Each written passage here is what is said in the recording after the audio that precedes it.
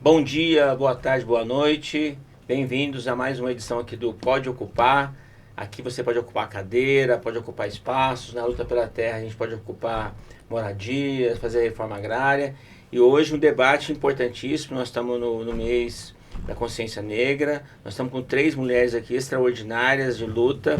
Estou aqui com a Joaninha, advogada popular, que tem dividido comigo algumas causas na luta aí.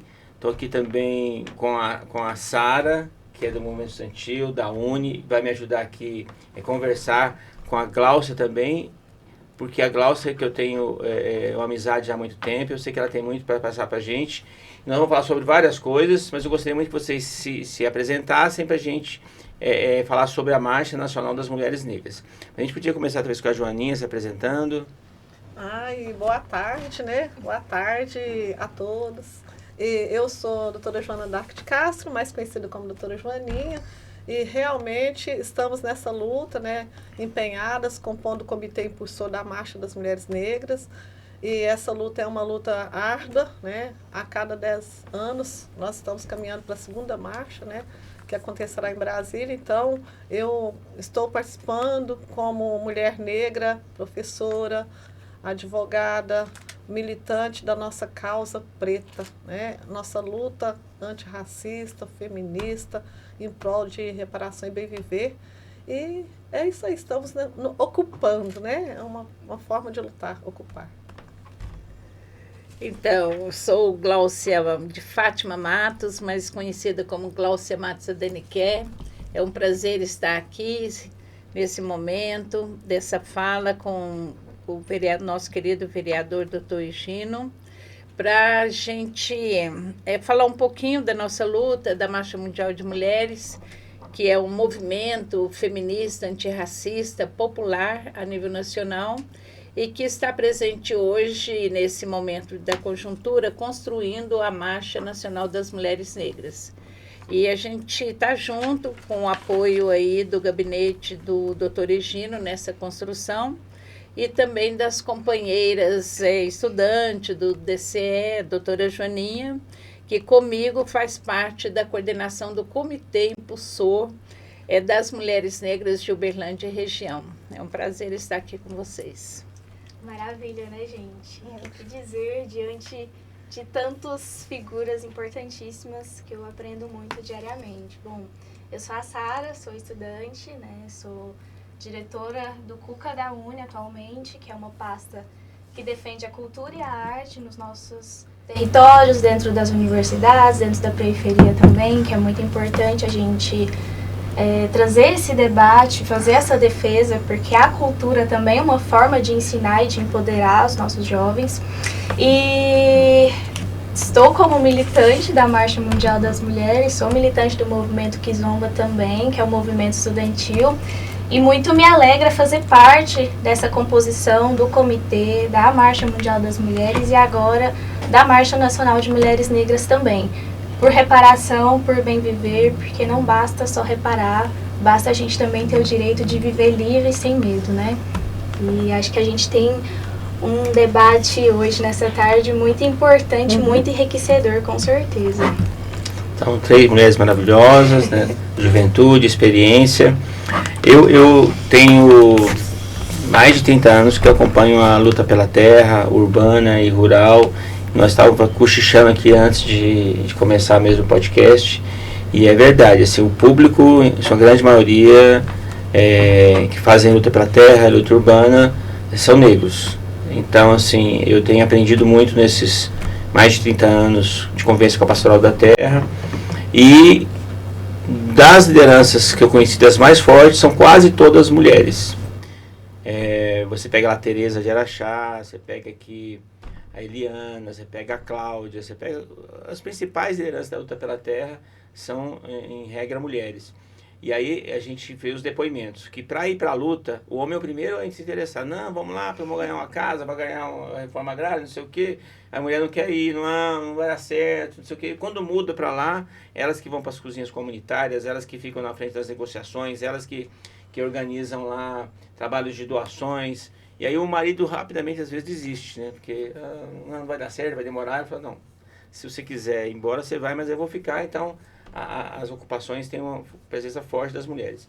Eu queria começar perguntando para vocês, de forma de introdução, o que é ser mulher negra num país que tem como na sua história a escravidão e o latifúndio? Um país onde os homens dominam o parlamento desde a colônia, do império, hoje. O que é estar num país onde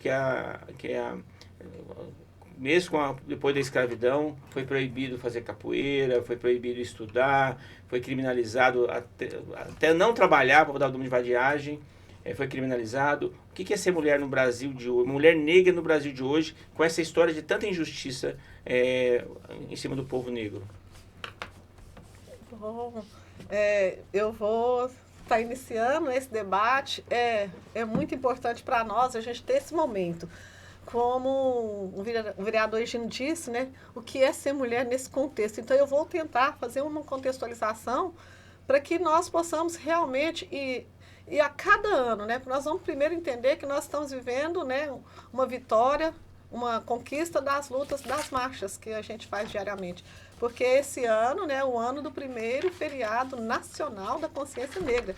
E, de certa forma, isso tem impulsionado a mídia, impulsionado as instituições, impulsionado os meios de comunicações a voltarem para esse assunto. Porque não dá para passar o dia inteiro do feriado nacional da consciência negra com os espaços em brancos, com as telas vazias. Então, eu vou estar dizendo. Nós vivemos num país onde a escravidão iniciou em 1500 e foi até 1888 e trouxe 5 milhões, em torno de 5 milhões de negros africanos para o Brasil. Veja bem, por que houve esse processo de escravidão? Qual era a base da economia nesse período? A economia ela era um sistema colonial onde a base da produção, a sustentação dessa economia estava sobre o ombro do escravo. Esse processo de escravidão, ele tinha suas funções, né? Por exemplo, a desumanização jurídica da pessoa, do negro, né? O negro era uma coisa, coisificado, né? E aí é voltado para isso. Então, quando eu digo negro era coisificado, nós temos exemplos reais, né, documentados, de que o negro era coisa. Por exemplo, no Arquivo Municipal de Uberaba, quando fizemos parte da Comissão da Verdade sobre Escravidão, nós manuseamos processos, escrituras, certidões de compra e venda de negro. Então, quando se fazia um inventário, eu deixei 3 cabeças de gado, 2 negros em bom estado.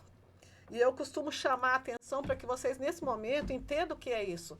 Imagine uma vitrine, né? Uma vitrine onde as coisas expostas são os negros. E você vai lá escolher pelos dentes, pelas canelas. Até hoje a gente ainda ouve muito, né? Essa canelinha fina é bom para trabalhar. Isso aqui, a gente ainda ouve resquício disso. Mas o que eu quero dizer é que, de 1500 a 1888, que valeu o período de escravidão, houve resistência negra.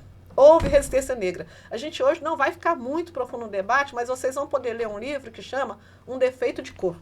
Esse livro, da Ana Maria Gonçalves, ela faz um relato muito profundo, em mais de 1000 páginas, do que era trazer esse negro, capturar esse negro lá na África, trazer para cá. E aí, como a gente fala das formas de resistência, o negro resistiu. Resistiu defendendo a sua cultura, ele resistiu nas fugas, ele resistiu fazendo os quilombos, ele resistiu de tanta forma, mas para mim, a resistência dele iniciou lá no solo africano, quando ele resistiu e preferiu morrer. Muitos morreram. Muitos morreram. E quando os navios chegavam, era uma tonelada de corpos que eram jogados, né? Então, essa questão é muito importante. Havia sabotagem como forma de resistência, havia negociação como forma de resistência. E nós vamos ver que esse processo de escravidão, de acordo com o passar do tempo, foi sendo questionado, né? E a forma como o processo de abolição aconteceu no Brasil também é importante. Por quê? Porque foi pressão externa da Inglaterra e não era visando a liberdade, a humanidade, se era visando mercado e comércio. Nesse sentido, a primeira lei que a gente tem é a Lei Eusébio de Queiroz. Para vocês terem uma ideia, essa Lei Eusébio de Queiroz ela é de 1850. Então, vamos lá. 1850 vai ser mais ou menos 38 anos antes da abolição da escravatura. Então, se em 1850 eu faço uma lei dizendo que é proibido o tráfico de escravos para o Brasil, como então que continuou o processo de escravidão por mais 30 anos no Brasil? Internamente, escondido, de outras formas, permaneceu a escravidão no Brasil. Em 1871 é feita a lei do ventre livre. Olhem para vocês verem. Aí nós vamos ter uma diferença de 14 anos de uma lei para outra. Em 1885 nós temos a lei do sexagenário. Em 1888, nós temos a Lei Áurea. Veja bem que 21 anos de uma lei para outra, 14 e 3. Eu queria falar pouquinho. Essa lei Eusébio de Queiroz tem um dito muito simples para a gente lembrar, nunca mais esquecer. A lei para inglês ver. Para inglês ver que a gente estava cumprindo a lei, mas internamente o tráfico corria solta. A lei do ventre livre, veja bem, a partir dessa data, todo aquele que nascer será livre. E eu pergunto para vocês, ele será livre. E para o colo de quem ele irá? Do escravo ou do senhor, né? A lei do sexagenário era quem tinha 60 anos. Aí eu pergunto para vocês, qual era a média de vida do negro que vivia debaixo do couro, ao sol quente, no trabalho pesado? Imagina um trabalho na época que não tinha nenhuma forma de tecnologia, nada. Então imagine a média de vida e para que servia essa lei. A Lei Áurea, por sua vez, vocês vão imaginar uma lei que tinha só 2 artigos. 2 artigos. O primeiro, pôs fim à escravidão, e o segundo, que seja cumprida da forma como está. Só isso. Só isso. E aí, Gino, quando eu te responder a pergunta, que mulheres nós somos nesse contexto, agora a gente vai entender o que aconteceu no pós-abolição. Essa lei não fez previsão de reparação, ela não discutiu a moradia para onde iria, ela não discutiu a alimentação, a educação, para onde iria esse povo. E o que iniciou com esse processo de abolição? Iniciou-se a saída do povo para as favelas, a urbanização precária, né, dessas pessoas, a estigmatização, né? E aí, em paralelo, além do negro ter que sair e passar por todo esse processo sem moradia, sem educação, sem alimentação, sem a saúde, não tinha política pública. Já não tinha antes, porque as políticas anteriores era a política de defender o senhor dono do escravo.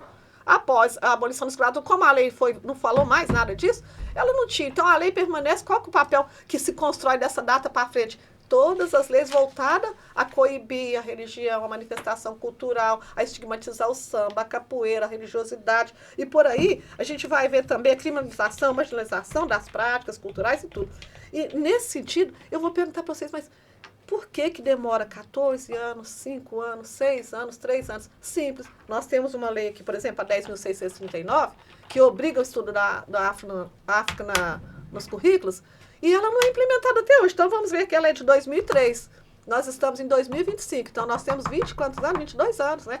22 anos que tem uma lei que não é implementada. Então, é muito fácil entender por que demora tanto. Mas, por outro lado, o processo de branquitude começou. Né? Abriu-se as portas para a imigração, incentivo para a imigração, e todo mundo estava chegando para cá. Né? E então, a gente vai ter 1988, a primeira lei que vai tocar no papel e vai colocar todos são iguais perante a lei. Essa é a nossa Constituição Federal de 1988, né?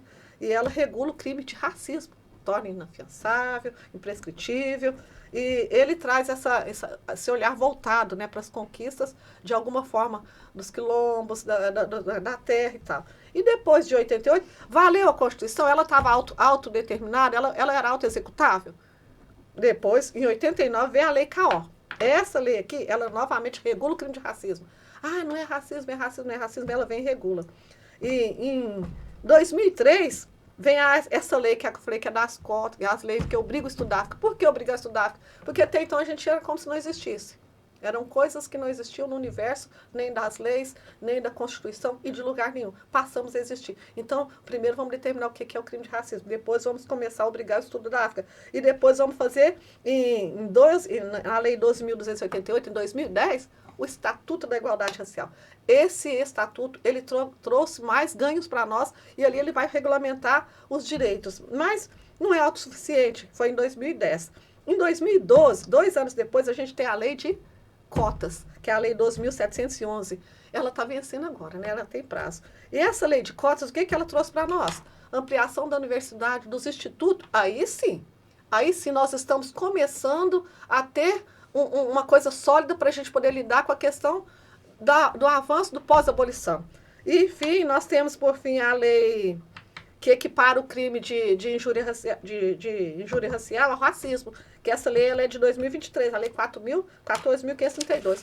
O que eu quero deixar e responder por quê e quem somos nós? somos frutos dessa estrutura. Quando a gente diz racismo estrutural, nós estamos trabalhando, que nós viemos dessa estrutura de 1500 a 1888, nós perpassamos. Mas como que vocês conseguiram fazer tanto avanço, tanta resistência? Luta. As lutas, as mulheres, as confrarias, a compra, fazia associação para guardar o dinheiro para comprar a abolição, as mulheres nos quilombos, as pessoas se defendendo, as pessoas se protegendo, as pessoas lutando, as pessoas se organizando. Então, a gente vai entender que a marcha das mulheres, ela é tão importante, porque ela vai trazer para nós o fio da meada de como é que a gente faz essas conquistas. E agora, a gente está indo para uma marcha, agora em 2025, buscar reparação e bem viver. Por que nós queremos reparação? Então, para quem ouviu, de 1500 até hoje, nunca houve tamanho, observação desse aspecto. Nós temos sim a Constituição, temos sim a lei de cotas, mas não basta oferecer a cota, tem que dar permanência do aluno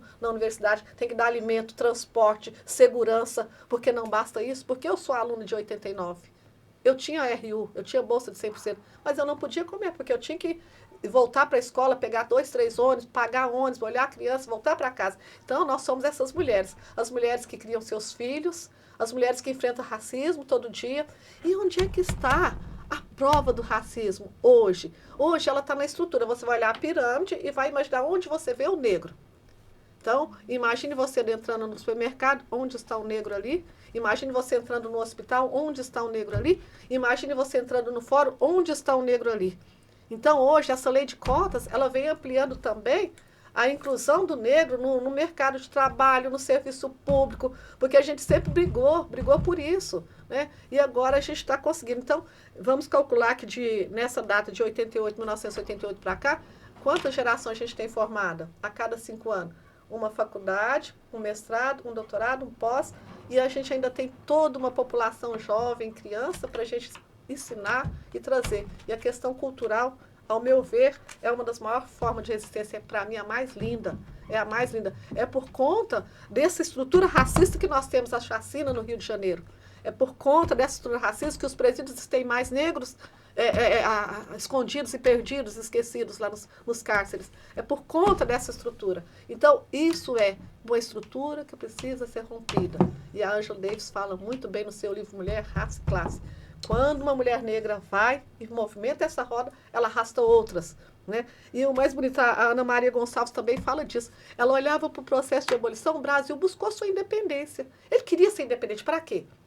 Para ter ocupação territorial, para ter liberdade de ocupação de cargo. Aí ela fala, mas por que nós negros não podemos também querer nossa liberdade? E quais eram a nossa intenção? A nossa própria vida, o nosso próprio direito de ter a nossa liberdade. Então, olha que é um processo, podia defender o processo de abolição, o processo de independência do Brasil, mas o processo de abolição da escravidão, ele não foi defendido. Então, é nessa luta, é nesse eixo, é nessa visão de mundo que a gente está aqui hoje. Aí a menina falou para mim assim, agora eu entendi. Quando a pessoa, então, pensa que cota é um favor, não é não, né? Eu falei, claro que não. Imaginem todas essas gerações anteriores escravizadas. Imagine hoje, uma pessoa foi descoberta um trabalho análogo à escravidão por 30 anos. Houve um processo judicial, uma indenização no patamar X. Faça isso com 400 anos. Na verdade, 389 anos de escravidão. Faça as contas e venha e faça as indenizações. Então, eu agora passo a palavra para minha amiga. Nós estamos na marcha, é por isso, né? Não só para a gente fazer conquistas, mas para a gente ampliar o nosso horizonte, conhecer, respeitar na escola, né? Dani, antes de passar para a Gláucia, você contou a história do povo negro e você citou algumas datas históricas. Você sabe que quando eu conto a história da Terra, eu cito quase as mesmas, e vou só repetir em 1 minuto para você ver a coincidência que tem entre a história do povo negro e a história da Terra no Brasil. O Brasil ele começou a ser desejado pelos portugueses antes do Tratado de Tordesilhas. Teve um papa que falou o seguinte, escreveu numa bula papal, ele disse que ele era representante de Deus, e por ele ser representante de Deus, ele era dono da terra. Então ele entregaria o novo mundo, metade para a Espanha e metade para Portugal. Então depois veio o acordo político, o Tratado de Tordesilhas. O rei de Portugal arrumou 15 amiguinhos brancos, mandou para cá. Eles tinham ali a obrigação de matar os índios, destruir os povos originários, né? Escravizar os negros, destruir o meio ambiente, roubar nosso ouro. Isso durou mais ou menos entre 1530 e 1850.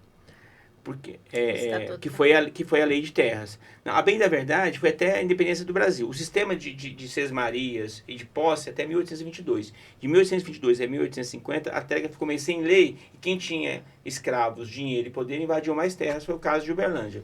Mas eu só fiz questão de repetir isso porque em 1850 o Eusébio de Queiroz não assinou só a lei que proibiu o tráfico de igreja, ele assinou também a lei de terras. A lei de terras escraviza a terra para preparar a libertação dos escravos, entre aspas. Eles sabiam que a pressão da Inglaterra estava para acontecer, e aí eles definiram que a partir de 1850, só se você comprasse terra. Então você condena o povo que já estava escravizado a não ter terra no futuro. Aí depois, em 1888, a princesa Isabel assina a Lei Áurea, mas o Império cai no ano seguinte. A República ela se implementa porque os donos de escravos queriam indenização, eles não queriam indenização, eles queriam ser indenizados. Sim, exatamente. Eles queriam receber dinheiro para perder um patrimônio deles. Isso foi discutido, agora o reverso não, né?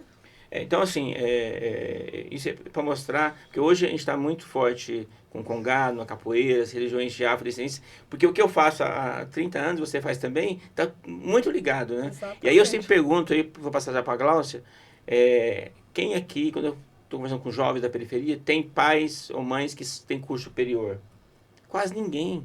E avós, muito menos. É igual meu pai tem quarta série, minha mãe quarta série, meus avós analfabeto. Então você pega, ou você é indígena, ou negro, ou migrante europeu. Então, sem quase nenhuma oportunidade. Mas tenho certeza que ainda é muito mais difícil para as mulheres negras, eu quero ver se você concorda com isso. Sim, concordo, e a gente está na base, né, da pirâmide da desigualdade, né, econômica, social e política. Mas é interessante essa análise que nós temos desde o início da colonização para perceber por que da reparação, né, em relação à população negra e à população indígena. Quer dizer, as leis por si só, elas não transformam a sociedade. Haja visto que a doutora Joaninha relatou agora. Então, assim, as leis, elas estão aí, mas é vontade política. Tenho certeza que o vereador Egino concorda com a gente. Não basta a gente conquistar as leis se os gestores e as gestoras não tiverem o compromisso e o conhecimento que houve uma exploração, uma discriminação, né, uma expoliação de um determinado grupo social e racial e de gênero que foram excluídos da cidadania. E nós, mulheres negras, a situação das mulheres negras é numa situação de desigualdade de gênero e racial profunda. Eu vou passar aqui uns dados que seria importante a gente refletir sobre eles, a consequência do racismo, do sexismo, da violência contra a população negra e as mulheres. E contextualizar o seguinte, nós estamos no mês de novembro, que é o mês de luta e o mês de conquista da população negra, em tornar esse novembro negro, onde cada dia a gente possa refletir, a gente possa propor ações e a gente possa também avaliar quais ações e implementações das políticas que foram realizadas em nosso território. E esse momento aqui é importante com a conversa com o parlamentar, e a gente gostaria até que o prefeito da cidade também e o vice pudesse fazer essa reflexão. Quais são as políticas, né, de reparação e de bem-viver que está sendo colocada por uma população que foi excluída dos seus direitos e da cidadania? Um exemplo está aqui, a hora que vocês estiverem assistindo esse vídeo, poderia nos chamar, né, conversar conosco, que a gente tem uma lista de proposição, e a Marcha Mundial de Mulheres e a Marcha Nacional de Mulheres Negras também tem documento com as reivindicações dos territórios. Então, nós, mulheres negras, somos as mãos e mentes que constroem novos caminhos coletivos. É aquilo que você disse, as mulheres e as mulheres negras, indígenas, nós estamos na frente na mobilização. E a gente está marchando desde o momento em que foram tirado da gente o nosso direito, né, de conhecimento, nosso direito à educação, nosso direito à produção científica, onde se colocou uma desigualdade, né, entre homens e mulheres na sociedade. E o fato da discriminação racial piora a vida das mulheres. Já tem a discriminação de gênero e de raça e etnia. Traz uma situação desta maneira, que eu vou estar dizendo aqui para vocês. 80% das mulheres do país estão endividadas e cerca de 30% têm dívidas em atraso. Quer dizer, essa discriminação de gênero e de raça está trazendo uma dificuldade econômica seríssima para as mulheres. E por que a gente está endividada? A classe trabalhadora, as mulheres populares, as mulheres negras indígenas. É porque estamos indo para o shopping? É porque estamos fazendo viagem internacional? Não. Comprar comida e sobrevivência. Luz, água, aluguel, roupa para as crianças, a questão da educação e tal. Então, é uma situação séria que nós precisamos rever isso. Outra coisa, depois da pandemia, mais pobre nós ficamos, porque houve um descontrole de trabalho na sociedade e nós, mulheres, ficamos numa situação de chefiar as famílias com baixo salário, porque a maioria das mulheres e as mulheres negras recebem um salário menor do que os homens negros e os homens brancos e as mulheres brancas. Então, 63 dos lares chefiados por mulheres negras vivem abaixo da linha da pobreza. Isso quer dizer, vivem abaixo do salário mínimo no Brasil. Quase a metade de nós estamos na informalidade. Então, nós somos trabalhadoras, vendedoras ambulantes, nós somos diaristas, nós somos trabalhadoras domésticas, mesmo que uma lei, né, inserida no governo democrático e popular do PT, os patrões e as patroas não querem registrar as carteiras profissionais das mulheres, não querem pagar INSS, quer dizer, não querem repassar o direito dessas trabalhadoras domésticas. Então, nós continuamos com uma injustiça tremenda em relação da maioria das trabalhadoras hoje do trabalho doméstico no Brasil. 21% das mulheres negras que trabalham em exercício público, né, em espaços públicos, não têm a previdência garantida. Muitas vezes o patrão fala assim, não, olha, a gente vai pagar um melhor salário, mas nós não vamos pagar a previdência. Né? A gente não vai pagar isso e aquilo. Então, somos a maioria entre as trabalhadoras domésticas e outras ocupações de baixos salários, que a gente não tem direito a ter essa previdência, conforme IBGE 2022. Então, o retrato da desigualdade, somos nós que sustentamos o país pagando alto preço de exploração e da exclusão econômica. Então, perguntando sobre por que nós marchamos, né? Então, nós marchamos para superar esse processo da desigualdade entre homens e mulheres e a desigualdade entre as raças. Dentro da pirâmide da desigualdade, as mulheres negras estão aqui, embaixo. São aquelas que ganham menores salários, são aquelas que morrem por parto, são aquelas que não têm direito à seguridade social, aquelas que não têm direito a uma moradia digna. E nós estamos nesse processo de reivindicar que o bem viver, o bem viver não é utopia, o bem viver você dá condições de igualdade para todas as pessoas. E nós estamos, e os governos foram criados não para gerenciar a vida pública de quem tem dinheiro dos ricos. Os gestores vieram para distribuir a riqueza e gestar o bem comum. Então, direito à água, à moradia, à educação, exatamente, à saúde, lazer. Então, para que nós temos governo, para que nós temos parlamentares? Para pensar e favorecer um processo de igualdade na sociedade, porque senão nós não teremos, né, nós ficaremos sempre nesse processo de exclusão. Então, como mulher negra, eu vejo essa necessidade de a gente se organizar, a gente está coletivamente organizado. Eu não quero uma coisa para mim, A doutora Joaninha também, e a Sara, eu tenho certeza, enquanto jovem, na luta dela não é. Nós queremos um processo coletivo de transformação da sociedade. E aí, essa transformação, infelizmente, nós não queremos mais leis. Inclusive, esse ano, na marcha, nós não vamos soltar outra carta, porque a Carta das Políticas Públicas de 2015 ainda está valendo até o que nós falávamos em 2015, continua do mesmo jeito. Então, por exemplo, nós queremos 1% do BIP brasileiro.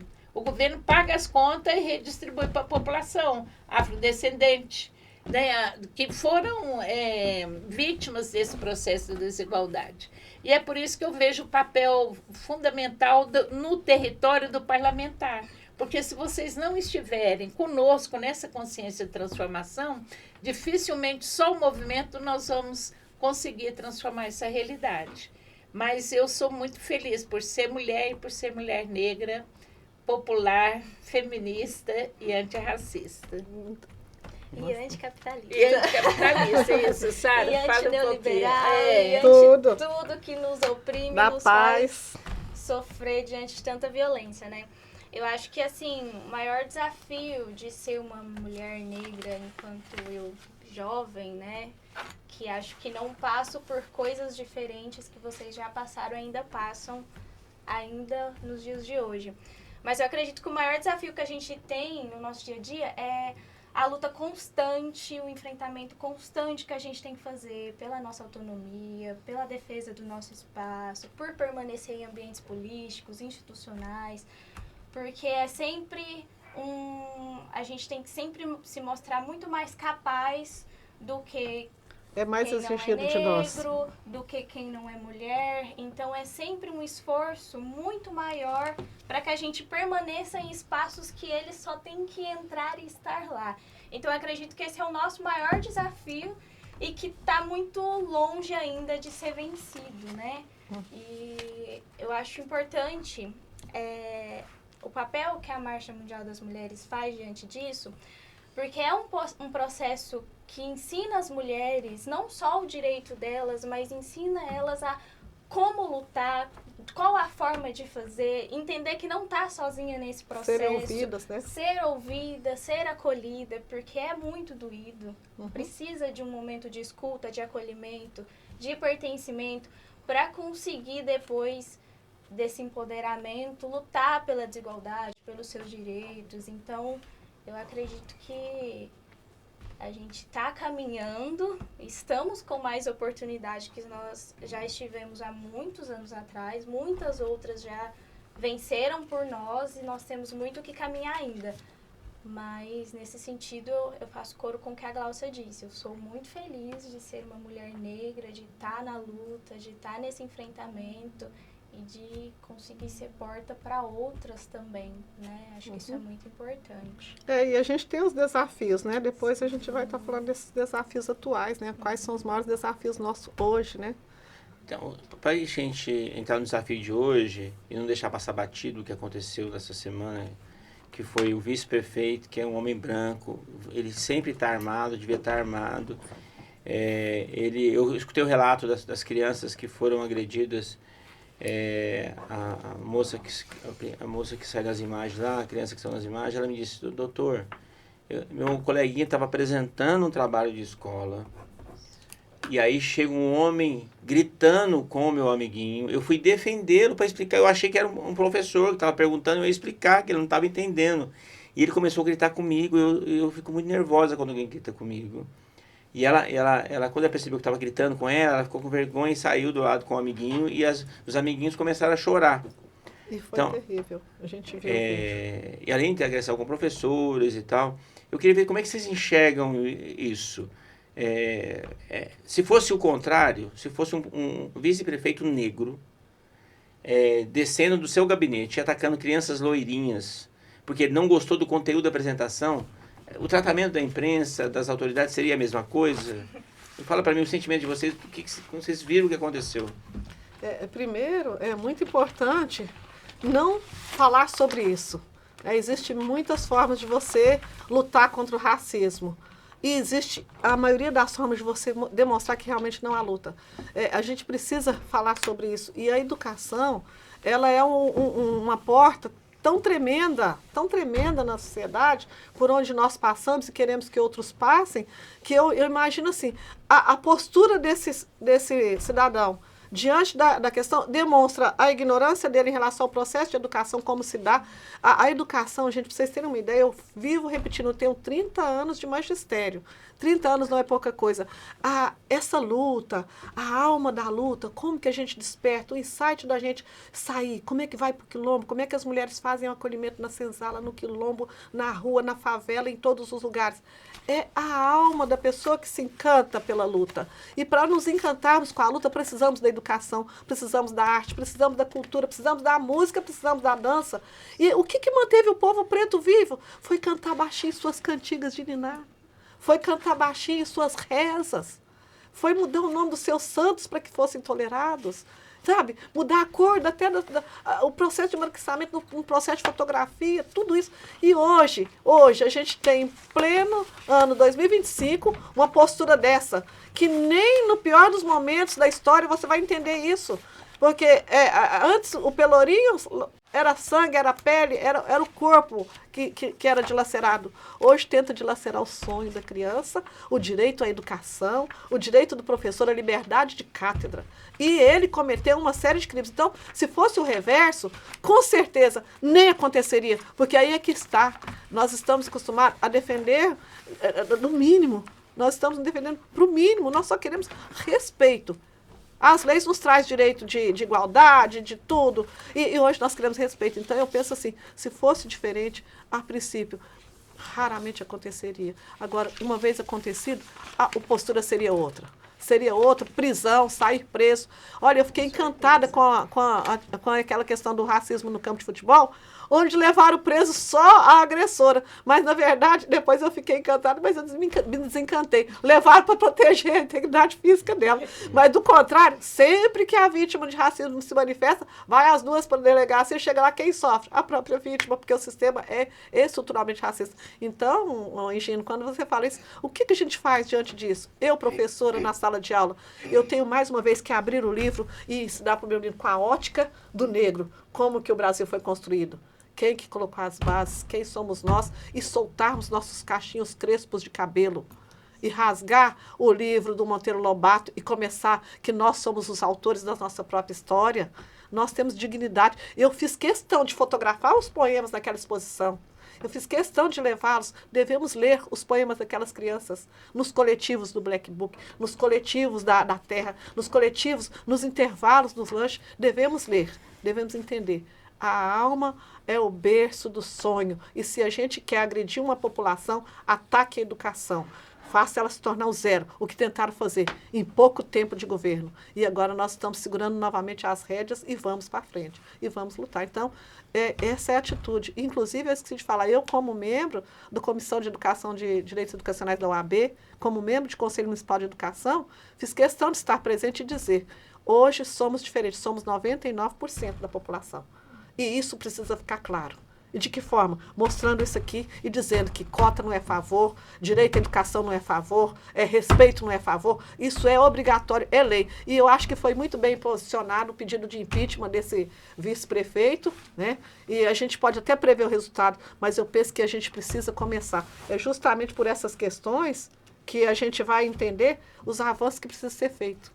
Os avanços. Rio de Janeiro não pode esquecer aqueles corpos. Nós não podemos esquecer aquela criança e muito menos apagar o poema que ela escreveu e muito menos tirar da professora aquele sonho de ser aquilo. Gente, a gente professora antigamente não tinha espaço, não tinha nada. Hoje tem currículo, tem a lei e podemos fazer. E temos que fazer, então vamos fazer, mas vamos nos fazer respeitar, vamos nos unir. Né? Glaucio, dá para fazer uma relação entre o que aconteceu no Rio de Janeiro, mataram mais de 120 pessoas, nem tinha mandado de prisão, mas nenhuma das pessoas que eles assassinaram tinha mandado de prisão. Como que aconteceu com essa criança essa semana? Sim. Inclusive, a semana retrasada, nós tivemos um encontro do Ministério Público com movimentos sociais.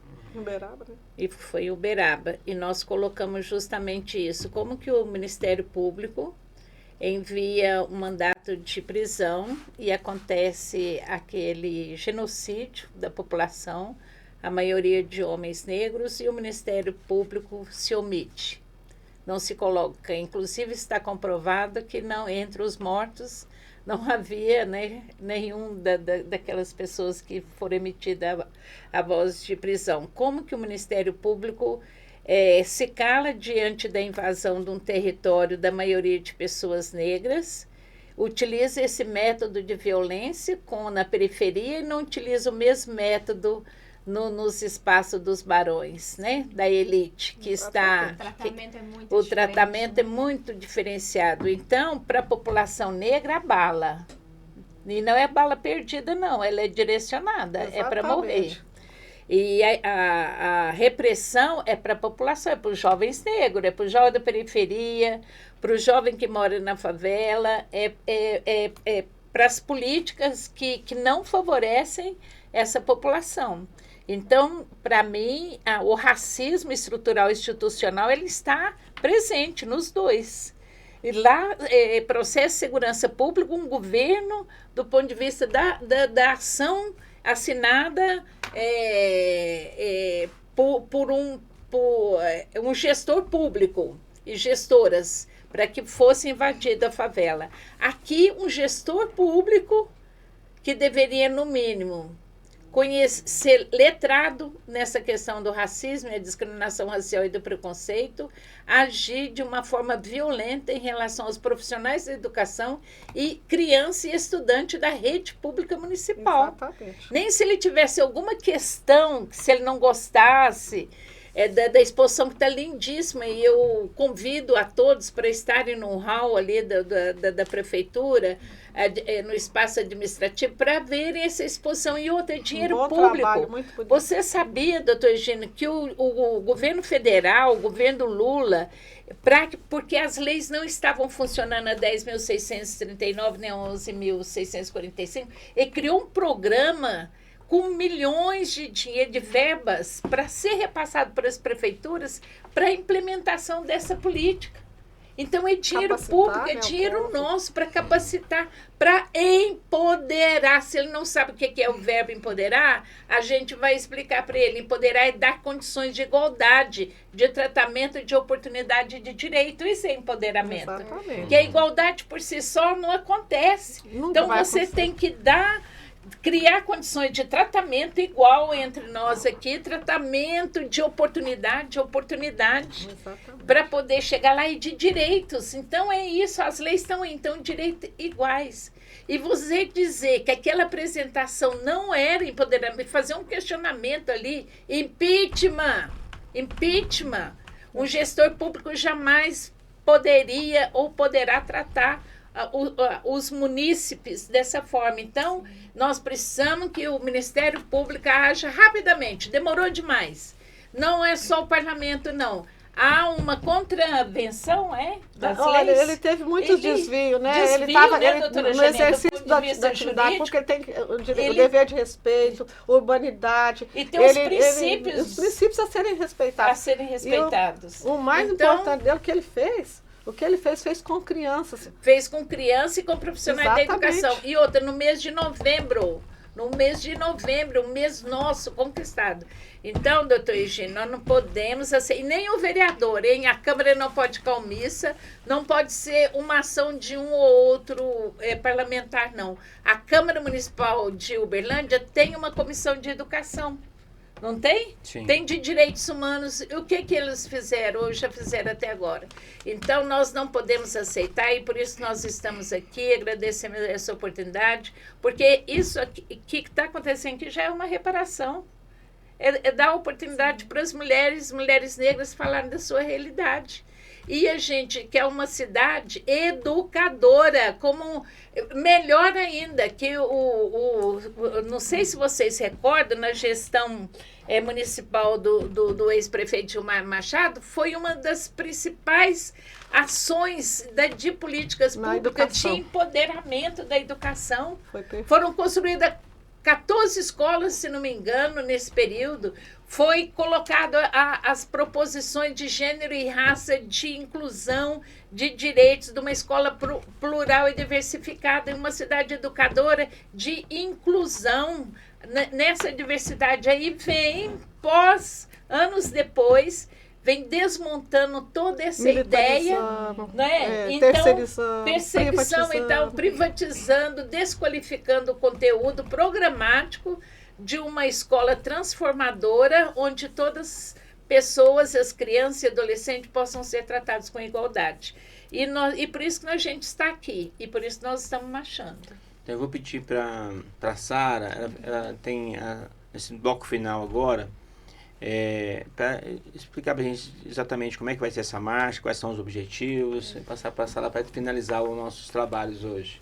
Perfeito, Gina. Eu queria assim, só comentar diante do nosso assunto de agora, que ainda nesse mês de novembro a gente presenciou o caso de racismo dentro da Universidade Federal de Uberlândia, né? No campus Pontal, onde estudantes do PET Geografia estavam fazendo uma amostra voltada para esse mês de conscientização, falando sobre o antirracismo, e aí eles sofreram uma abordagem por servidores, onde todos os cartazes foram retirados na justificativa de limpeza, e diante disso ainda tiveram outras respostas dizendo que dentro da UFO não tem racismo. Então, a educação amedronta, a educação assusta. Então é terrível a gente parar e pensar como que não tem racismo dentro de uma instituição. No melhor dos mundos, eu gostaria de dizer que não tem, mas a gente vivencia isso no nosso dia a dia. Exatamente. Não só o racismo, como outras formas de desigualdade e preconceito também, mas é inadmissível, né? Mas é importante que, diante de um acontecimento, nossa voz vai estar lá para ir contra isso também. E aproveitar o espaço e agradecer imensamente o Egino por ter convidado a gente para estar ocupando esse espaço, para ter a oportunidade de falar das nossas vivências, das nossas dificuldades. A conversa foi muito boa, foi muito agradável. A gente vai voltar mais vezes, tá, Gino? Prepare-se.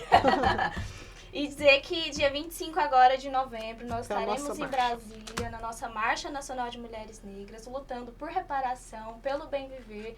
Não somente isso, lutando pelos princípios que é a Marcha Mundial das Mulheres também, anticapital, anti-neoliberalismo, porque o nosso corpo não tem que ser pautado pelo lucro, né? E nós queremos marchar, ser livres, defender o que nós acreditamos, a igualdade, a permanência na política, que é muito importante para que nós tenhamos cada vez mais espaços e mulheres nos representando nesse espaço que temos, mas precisa ser muito mais. Exatamente, todas as esferas de reparação. Sim, perfeitamente. E que, na verdade, a gente tem que pôr essa responsabilidade em cima do Estado, para que ele transforme as estruturas que ainda fortalecem o racismo dentro das instituições, nos nossos dias a dia, enfim. Então, agradecer, fazer o convite para que as mulheres vão para Brasília, marchem em busca dos nossos direitos, a nossa luta, a nossa força. Seguiremos em marcha até que todas sejamos livres. Então, acho que eu podia, a Joaninha, eu gosto de fazer as considerações finais para a gente já finalizar. Pegando na fala da convite, vem para a marcha, a universidade tem ainda aberto uma caravana, né? Uma caravana com o link, procurem lá, Caravana para a Marcha do Brasil. Gente, eu vou finalizar dizendo, o relatório de desigualdade social do IBGE é um mapinha que precisamos ter na mão, é uma matemática que não pode ser esquecida. A pauta racial internacional com o assassinato do George Floyd nos Estados Unidos em 2020 fez avançar esse debate, mas nós temos aqui no Brasil, né, muito mais exemplos, muito mais situações para a gente estar trabalhando, e os desafios são grandes, né? A subrepresentação do negro nos cargos públicos de liderança, a letalidade policial desproporcional contra os negros, a dificuldade de regularização das terras quilombolas, o racismo religioso, a desigualdade socioeconômica e política. E eu quero dizer que é pela educação que seguiremos. é por esse caminho que avançaremos e dizer assim, eu fiz uma relação de livros para que fossem lidos, né? E a gente tem hoje bastante estudo, filósofos, e por nós, são contemporâneos, gente, são tão contemporâneos que eu tive o prazer de conhecer alguns deles, Diva Moreira, Sueli Carneiro, eu até coloquei aqui a relação, olha, o racismo estrutural de Silvia Almeida, o avesso da pele de Jefferson Tenório, Pele Negra, Máscaras Brancas, de Franz, o Pacto da Branquitude, de Cida Bento, o Fascismo da Cor e Racismo em sua dimensão sociocultural, o Dispositivo de Racionalidade, Sueli Carneiro, e Sobrevivendo no Inferno dos Racionais. Vamos ler, gente, vamos ler e vamos nos munir, porque ninguém vai segurar um povo que sonha, um povo que luta, porque a luta ela é guardada. Foi assim que vieram nos desafios nossos ancestrais. E eu me reverencio a eles e repito, nenhuma lágrima será esquecida, nem um coro do Pelourinho será esquecido. Nós temos nossas catedrais internas, nós temos o nosso respeito, a nossa centralidade. E eu honro hoje, né, nossos antepassados e digo, estamos caminhando. Muito obrigado, gratidão àqueles que nos antecederam. E vamos para a luta e vamos para a marcha. Muito obrigado, vereador Egino. A gente precisa levantar pessoas, precisa bater nas portas e dizer, eu preciso de vocês. Eu preciso, nós precisamos. E nós não vamos parar. Até que sejamos livres. Então, a Marcha Mundial de Mulheres, nessa preparação de organização da Marcha Nacional de Mulheres Negras, nós conseguimos nos organizar em mais de 15 ou 16 estados brasileiros. Eu acho que é muito importante, a partir da solidariedade, né? Do apoio dos sindicatos da CUT, dos sindicatos que não são da CUT, as entidades sociais, várias delas. E aqui em Uberlândia nós tivemos o apoio do Sintete UFO, da DUFO, SS, né? Da UFO, do SECUA, dos sindicatos metalúrgicos, do Sindiute, da Pastoral Operária, da CMP, da Central dos Movimentos Populares, dos gabinetes do Dr. Egino e do Ronaldo, várias companheiras nossas que ajudaram a gente. Então, assim, nós só estamos conseguindo essa mobilização a nível nacional porque nós tivemos instituições e entidades ligadas a esse projeto de transformação da sociedade, né? Projeto antirracista e feminista. Então, a gente agradece muito e também essa aliança. Não adianta, nós somos parceiros, eu falo, nós somos aliados, porque parceiro é pontual, aliado é você construir uma possibilidade de transformação social. E aí, se tem gente que fala que é da direita, eu falo, nós somos da esquerda. Então, delinear muito bem esse campo progressista, popular, democrático, feminista, antirracista. Então, isso é muito importante estar colocando.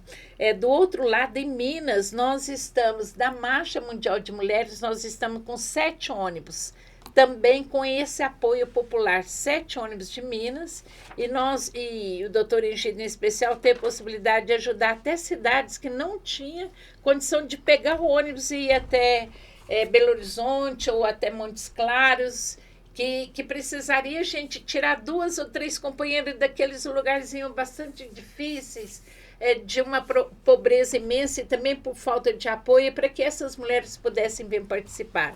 Então, nós estamos marchando há quase, desde mais de 500 anos, para a gente chegar a essa possibilidade de trazer quase 1 milhão de mulheres em Brasília com essa consciência, sabendo por que está marchando e por que desse empoderamento das mulheres, né?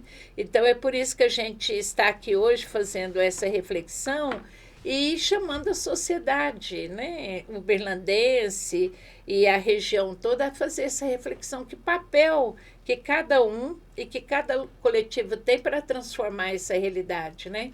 A gente sabe que o ano que vem vai ter eleições e é fundamental que a gente possa estar votando em pessoas que tenham compromisso conosco, porque não adianta nós realizarmos uma organização dessa, um propósito desse de transformação, que quando chega na hora de eleger pessoas que venham nos representar em nosso direito, a gente Não tem consciência não disso. tem essa consciência de classe, essa consciência de raça e essa consciência de ser mulher. Então, mulher trabalhadora, mulher popular, mulher que acredita na transformação social, ela coloca o seu voto naquele ou naquela que deseja essa transformação.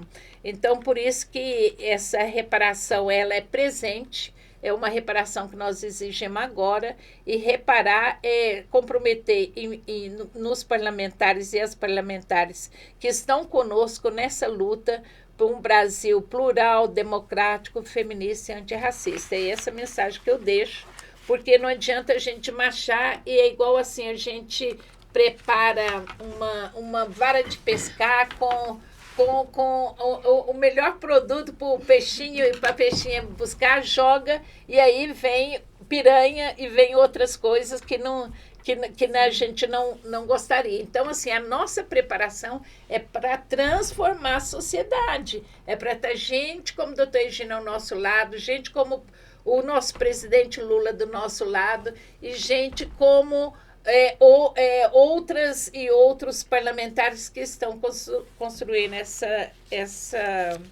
luta, não é, E doutora ainda há Janinha? tempo de contribuir. Eu Não quero é? deixar claro que nós distribuímos ofício na Câmara Municipal inteira. Vem para a nossa luta, junte-se a nós. Olha, reconhecer o erro, retomar o caminho certo da história é a qualquer momento. Então a gente está aqui, né? Queijinho, todo mundo que estava Deus sentado me lá, livre, tá entendendo, né, Janaína, bati na porta de todo mundo. Ô, Não mas você importa, acha que importa esse pessoal acordar. da direita vai ajudar? Eu espero que um dia. Eu Não tenho temos esperança, mas a gente tem que dizer para eles que às vezes não ajuda, porque acho que não é para ajudar. Se o vice-prefeito Votem falou, no eu sou impeachment. da direita, e vocês, isso não é empoderamento, que esperar Tirar desses os canalhas vereadores de que direita. estão Nós aqui pedimos. dirigindo essa cidade.